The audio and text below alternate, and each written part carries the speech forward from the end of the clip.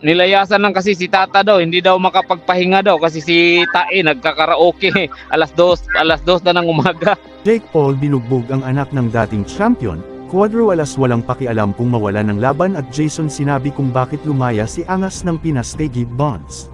Una sa mga balitang boxing ay binugbog lang ni Jake Paul ang kalabang si Julio Cesar Chavez Jr. sa kanilang scheduled 10-round bout. Simula sa umpisa until sa round number 8 ay sangkatutak na suntok sa mukha ang sinalo ni Chavez Jr. at medyo nakabawi lang ito sa last 2 rounds. Makikita sa camera na dismayado at tila ba nag-apoy sa galit ang dating champion nang makita ang pangit na performance ng anak. Sa ibang balita na ang coach ni WBC welterweight champion Mario Barrios na si Bob Santos ay may nakakapangilabot na mensahe kay former 8th Division champion Manny Pacquiao, na dalawa lang daw na options niya, na either ma-hospital or sa sementeryo ang huling hantungan niya during sa kanilang laban comes July 19 of 2025.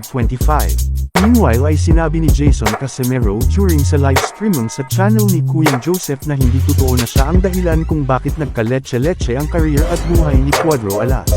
Dahil wala daw itong pakialam kung meron o walang laban. Ikaw ba?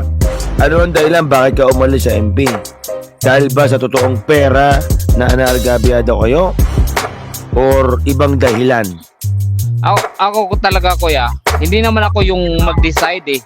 At wala ako doon nung umalis si Tata. Sa bagay. Oo, sila lang yan doon. Nilayasan nga sila ni Tata eh.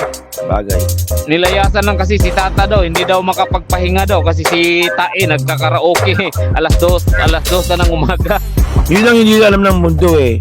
Na nung panahon ng hiwalayan, wala ka doon. Hinihiwalay. Nahiwalay ka na actually. Nahiwalay ka na. Oo. Pinabulaanan ni Jason Casimero na siya ang mastermind sa paglayas ni Cuadro Alas sa bakuran ni Sean Gibb Bonds dahil sa panahon na lumipad si Champ, ay si former cutman Stephen Lunas lamang ang may hawak kay Casimero. Dagdag pa ni brother coach na hindi niya kayang dektahan ang nakababatang kapatid.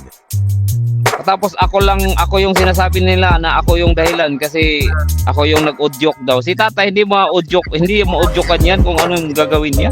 Kung may sisihin kayo na si Tata umalis sa MP, hindi ako, sino yun kuya? Si Stephen.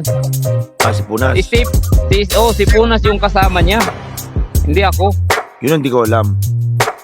At kung sinasabi nyo naman na dahil sa akin kaya nagkalitsi-litsi na yung buhay niya, hindi totoo yan. Si Tata walang paki kung magkaroon man siya mong laban o wala. Ikaw ba Kuya Lodge, kaya mo explain bakit ka nasapak o nasaktan ni Tata at kinakalat ni SB? Kaya mo ba i-explain yan?